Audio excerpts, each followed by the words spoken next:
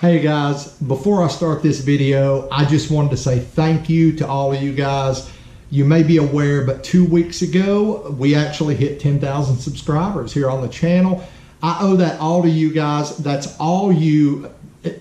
I mean, obviously it's all you, because I wouldn't have 10,000 subscribers if it wasn't for you guys. So I really appreciate you guys coming here, watching my videos, subscribing, sharing my videos, whatever you guys are doing. So in appreciation of that, as is customary on this channel, what I've decided to do is do another t-shirt giveaway.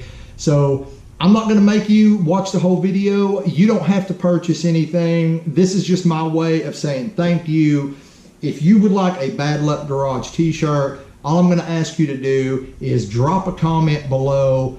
Tell me what your favorite video is, and here in about a week, I will go through and use TubeBuddy to select the winner. I will then notify you in the comments down below. I will reply to your comments, so make sure you've got notifications turned on. Then I'll get your name, address, and get your Bad Luck Garage shirt shipped out to you. If you guys don't want to wait to win a Bad Luck Garage shirt, as always, the merch link is in the description of every video. You can always click on that if you want to go buy a shirt yourself. But once again, thank you guys for making this channel what it is. Thank you for supporting me through my ups and downs. And I'm going to try to keep making videos for you guys as long as I possibly can. Let's get to the video.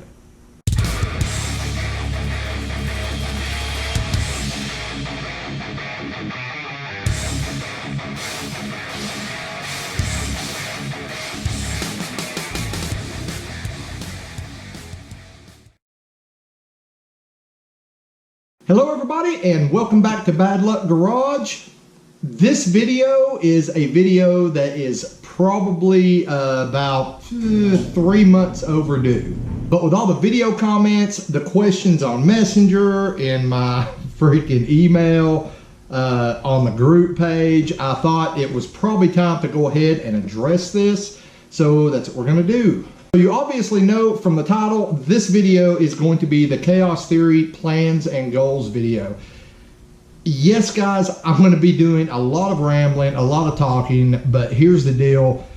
You guys have been blowing me up with questions about what my plans are for the Camaro, you know, what I want it to do, what parts I'm planning to use, all that. So the reason I'm making this video isn't just to give you guys like an update, but it's also because what I have learned from previous projects is one of the little issues with having a YouTube channel and doing multiple projects and having those projects take months, or in the case of some of the projects, almost a year.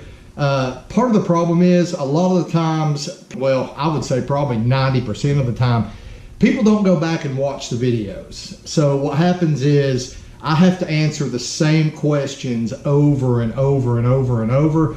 And while I love talking to you guys, I have to admit, once you answer, you sit down and type the same answer to the same question about 50 times, and I'm not exaggerating.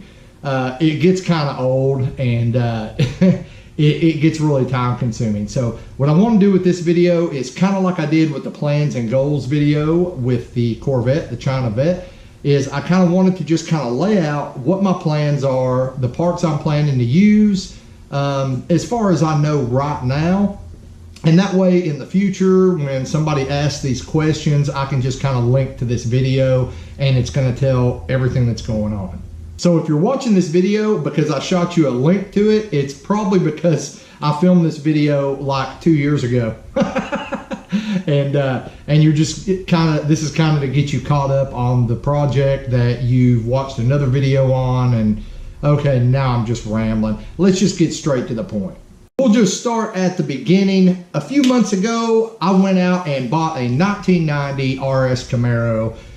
We named the Camaro Chaos Theory because, well, it's going to go through several itinerations, several different levels while we're building it. I'm going to explain that in a few minutes. But the bottom line is I bought the Camaro just for the sole purpose of having a race car.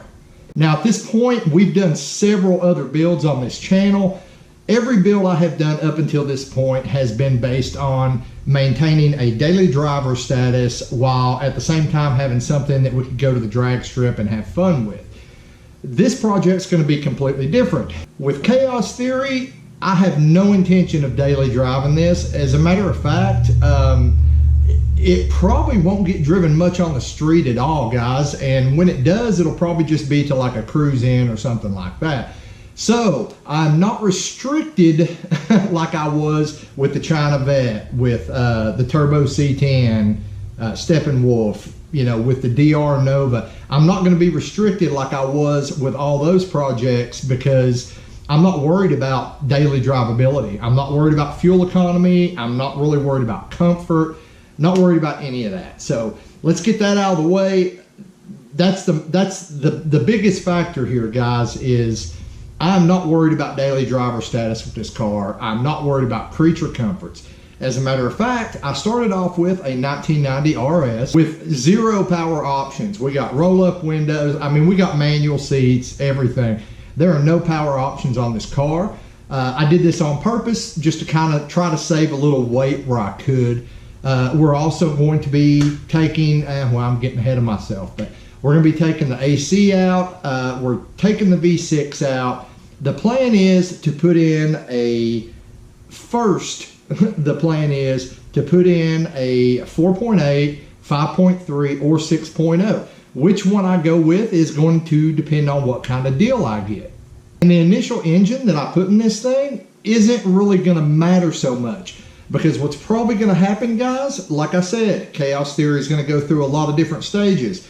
We're going to have a junkyard motor in it at first, but eventually, somewhere down the road, I will be doing a full engine build. At that point, I'll have to decide if I want to build a stroker, what I want to do. But my focus first on this thing is going to be going ahead and trying to get it roadworthy. Now, the end game on this car is to have another turbo LS, but this time a track monster. We're not going to be worried again about daily drivability. So that's the end game. The end game is to have this thing turboed, LS swapped, etc., and to basically just have a race car, roll cage, you know, Kirky seats, probably the whole 9 yards. That's not going to happen immediately. The main reason is because I don't have the money, okay? So, you know, what you're looking at behind me here is some of the parts that I've already got for the car. And what you're looking at behind me here is all the UMI stuff that I bought to, basically this is everything I need to bolt the LS engine and the Turbo 350 transmission into the car. So let's just go ahead and start with what's behind me here, guys.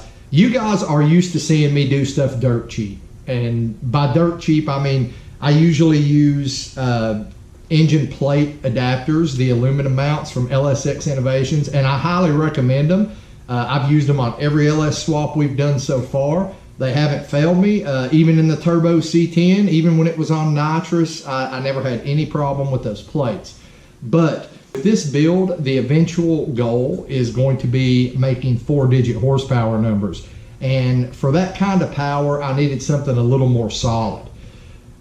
Also, when it comes to swapping out the transmissions, there were a lot of different ways I could have done this.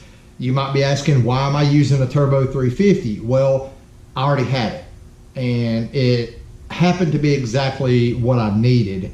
In case you don't know, a Turbo 350, if you use one with a 9-inch tail shaft, is about within a 1/4 inch of the exact same length as a 700 R4, which is the transmission that came in the car. The issue when using a Turbo 350 instead of the 700 R4 is you do not have the torque arm mount on the tail shaft of the transmission. In case you're watching this video and you're thinking, isn't there a budget way, you know, to put the Turbo 350 in there? Yes, there's a super low budget way. There's actually a company that makes a spacer, and as long as you're using a 9-inch tail Turbo 350, you can actually remove the tail shaft from the Turbo 350. You can take the tail shaft off of the 700 R4 that came in the Camaro, and you can use this spacer, and it allows you to bolt the 700 R4 tail shaft housing onto the Turbo 350. You can use the same cross member. The torque arm will then bolt right to the back of the Turbo 350, and you get away with all that for $100.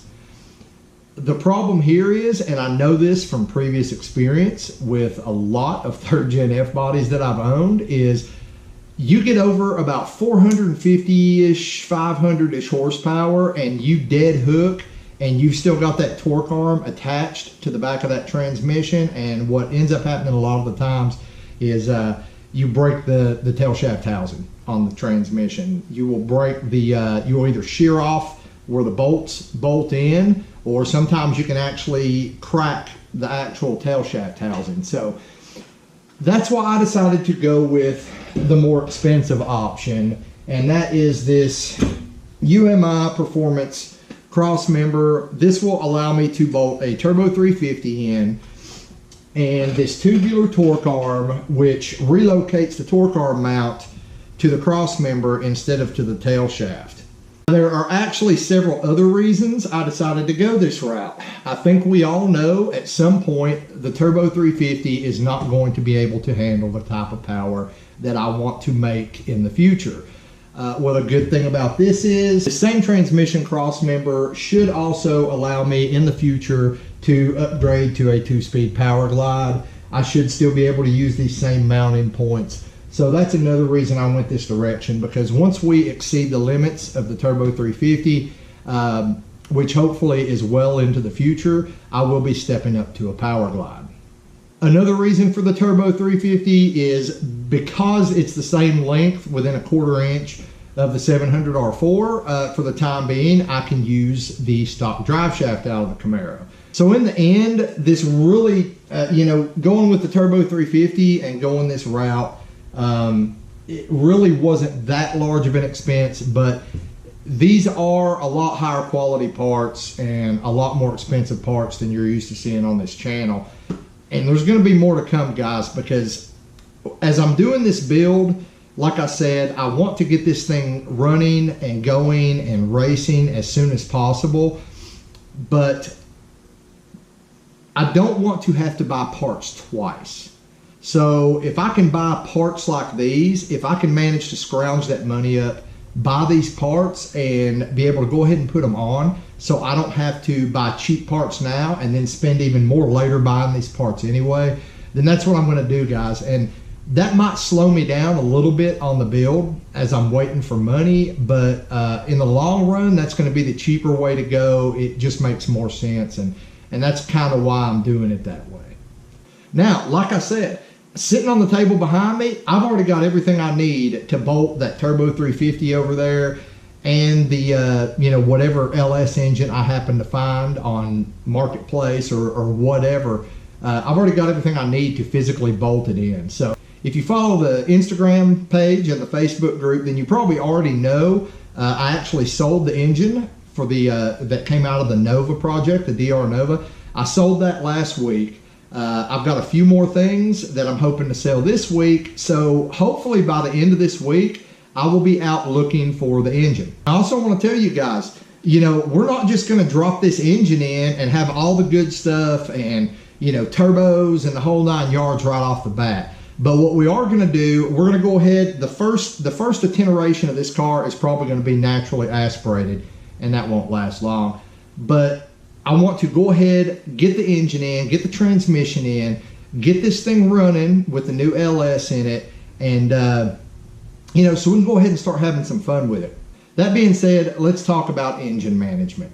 Much like everybody else right now, I really want to run the Holley Terminator X setup.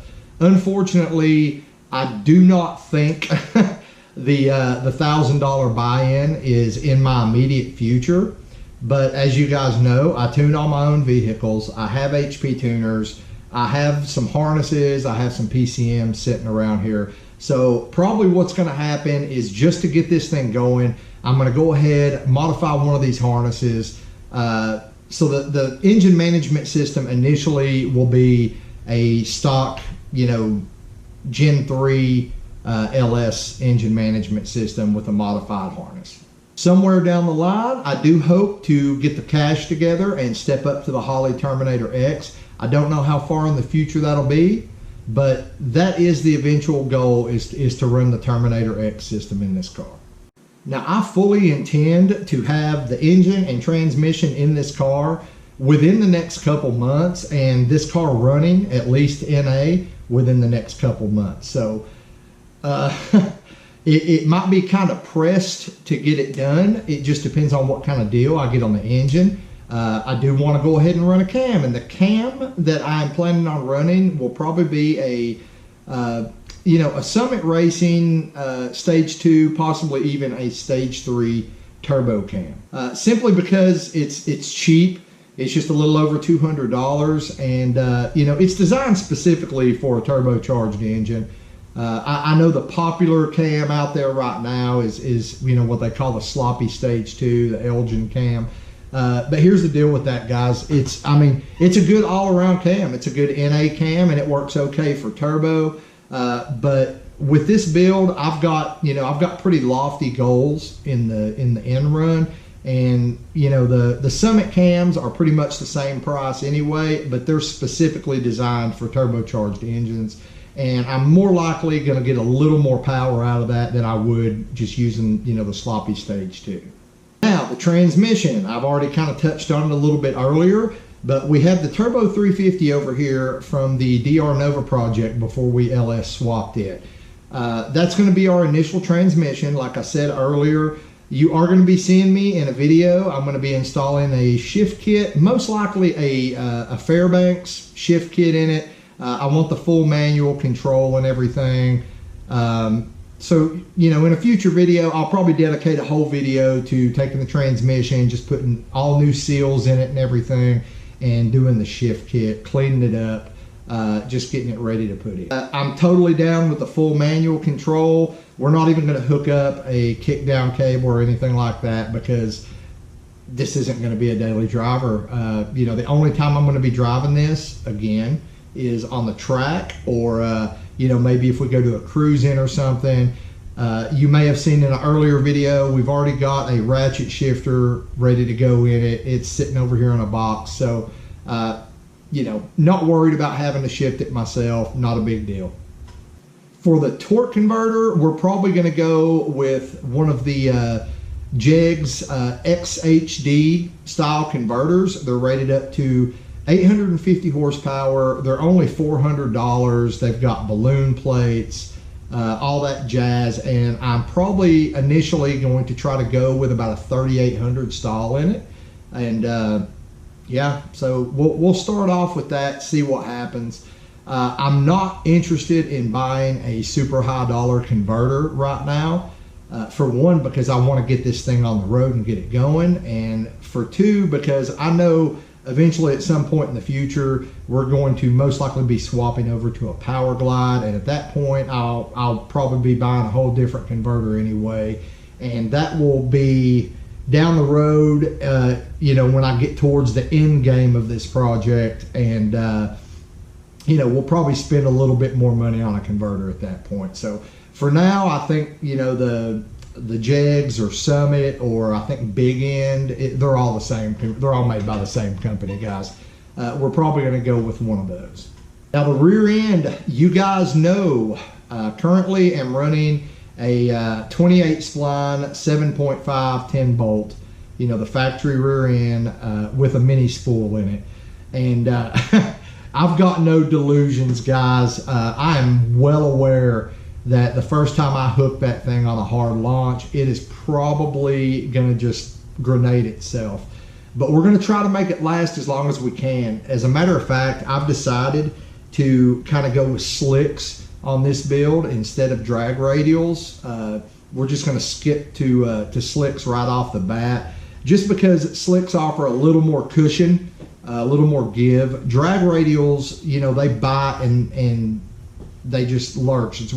Drag radials are a lot harder on your drivetrain than slicks are. So we're probably going to go ahead and go with slicks right off the bat. Try to make that rear end last for a little while anyway, because The rear end that I want to eventually go with is, it's going to be a couple $1,000s, guys. I do want to eventually go with a 9-inch. I thought about modifying an 8.8, but I think we're just going to skip the middle boy and go straight to the big boy. There are a lot of companies actually on the market now that make aftermarket 9 inches for these F bodies. They're not as expensive as they used to be. I think Quick Performance, you can get the housing with the axles and bearings and everything, and it's already set up for F body. It bolts right in. I think it's only around $1,200 or something like that. And the only thing you have left to buy after that is, you know, your center section to go in there, which, you know, depending on what whether I decide to run a spool or an actual differential, a locker or a limited slip or whatever I decide to go with, that could cost me anywhere from $400 up to what, $1,000. So, you know, it's possible. If I went with a spool, I could probably get away with the whole rear end for less than $2,000. But we're going to try to make this 10-bolt last for a little while anyway, have a little fun with it, because, I mean, let's face it, guys, you know, it's fun to watch things explode. So, you know, we'll try to make it last, see how long it hangs in there. Power adders. Here we go. Let's talk about power adders. You guys know I love my Nitrous. I've been playing with it. I say it all the time. I've been playing with it over 20 years. I freaking love my Nitrous. I have several kits laying around here. So it only makes sense while I'm trying to save money that initially this thing will be a Nitrous car. I don't want to keep it a Nitrous car. I do want to turbo it. I said back when we built Project Steppenwolf, I said I would never again try to build another street, you know, like daily driver style aftermarket turbo car, but that I would love to build a turbo race car, drag car, you know, just something for the track that I didn't mind dealing with all the issues with. So that's what we're going to do. But for the time being, I've already got Nitrous kits here. I've already got all the parts I need. So to go ahead and get me out there racing and having some fun in this thing, it only makes sense to use what I have initially while I'm saving up money for the turbo. So you can kind of see the progression we're going with here. We've got, you know, we're going to get it running NA. As soon as I get all the kinks worked out of it NA, we will immediately throw one of these Nitrous kits on it. And at that point, we'll probably go ahead and start racing it, having some fun up at English Mountain, maybe even in Knoxville, who knows. Somebody might talk me into going to Knoxville Drag Strip. But that's the plan. And while we're doing all that, we're going to be saving up. And this is the iffy part, guys, because I can't tell you for sure which way I'm going to go. I'm still up in the air over whether I want to go with twin turbos or a single turbo. And the truth of the matter is, like I said, I want to hit 4-digit horsepower numbers. I'm not worried about the dyno numbers per se, but I want to be, you know, at that level where I can be competitive. And, you know, in the type of racing I'm going to be doing, it's going to take 4-digit numbers probably to make me competitive. So I can accomplish that either way with a single big turbo or a set of smaller twin turbos. And the issue I've got, guys, is it's going to cost about the same either way.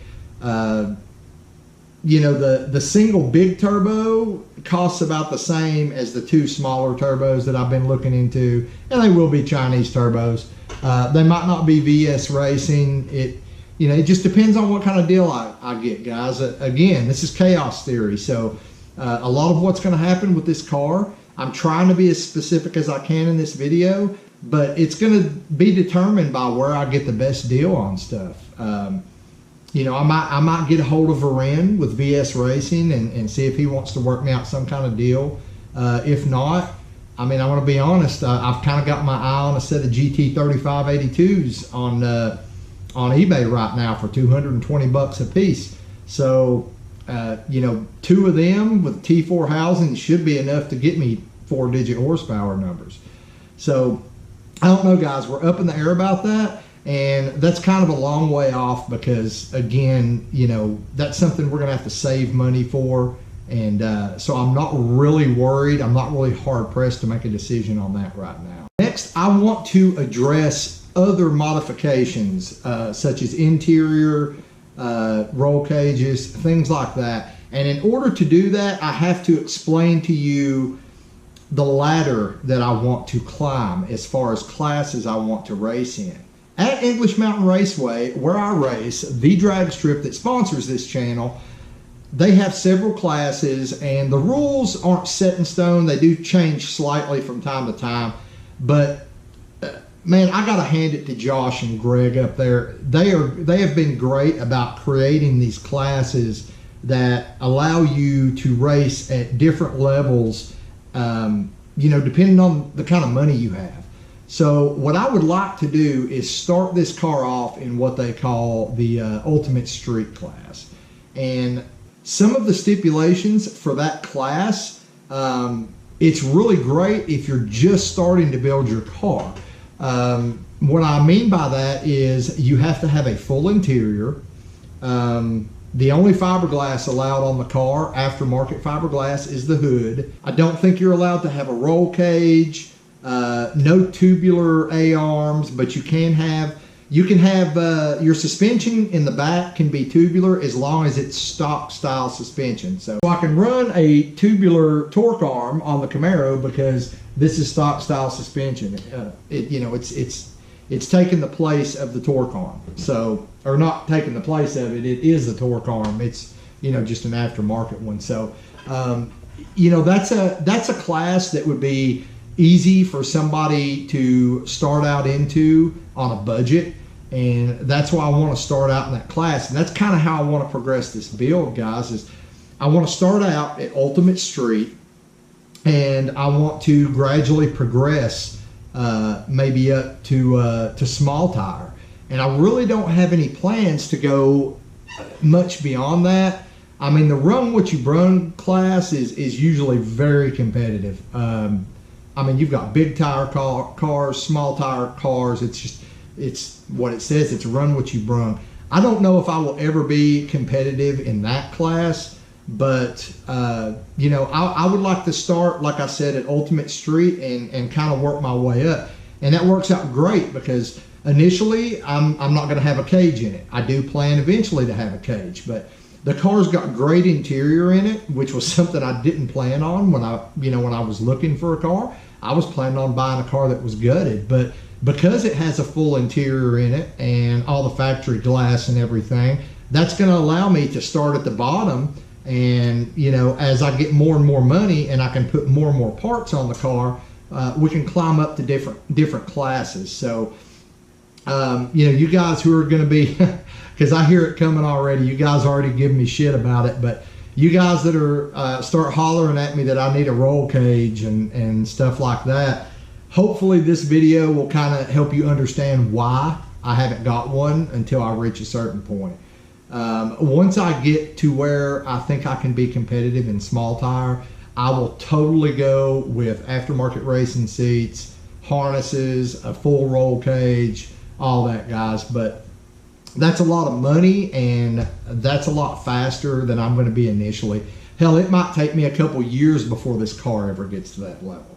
And until then, I'm not going to add any equipment to the car that's going to keep me from racing in the lower level that I'm currently in. I hope that makes sense. Like, if I want to race in the Ultimate Street class, I can't put a roll cage in the car. It's against the rules, So if I want to race in the Ultimate Street class, I believe it also requires the exhaust to come out. No, I think we can have side or hood exit exhaust in Ultimate Street. That's one of the rules that's kind of like weird, because when you think of Ultimate Street, you wouldn't think about like a fender exit exhaust or something. But anyway, the point is, guys, even though it could be considered, it is safety equipment. Even though it's considered safety equipment, it also stiffens the chassis, and that's probably why it's not allowed in some of the lower classes.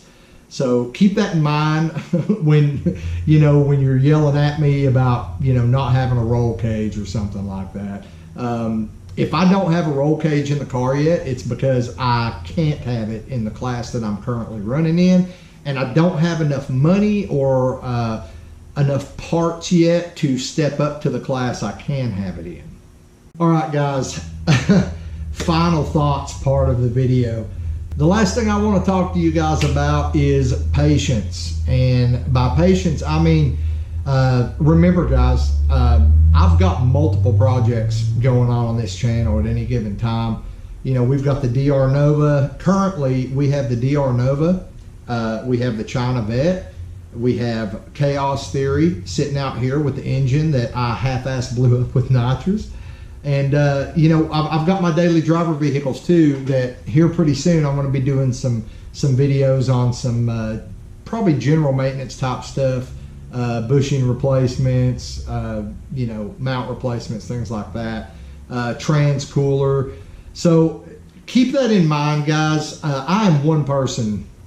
This is not a multi-person channel. It's just me.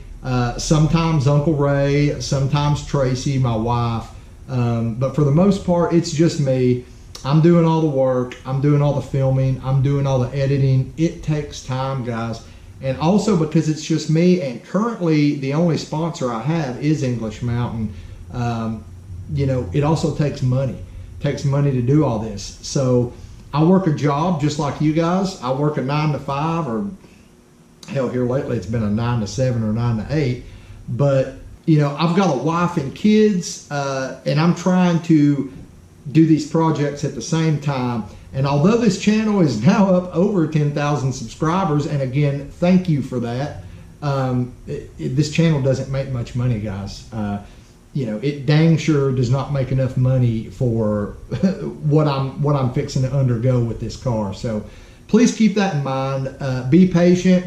The car will get finished. We will have some fun in it. Hopefully, I'll learn some stuff. You guys will learn some stuff along the way, and we'll all be happy. And yeah.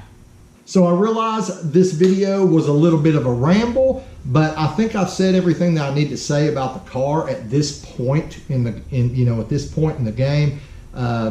That's pretty much everything I know for sure that's going on as far as parts wise, things like that.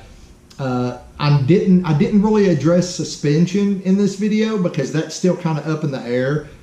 We're going to be starting off with the stock suspension, guys, and probably some 90-10 shocks up front and some 50-50 shocks in the back, and that's probably where we're going to start. Somewhere down the line we'll do coilovers, but I didn't really get into detail on the suspension because I'm not sure which way I'm going to go with it eventually.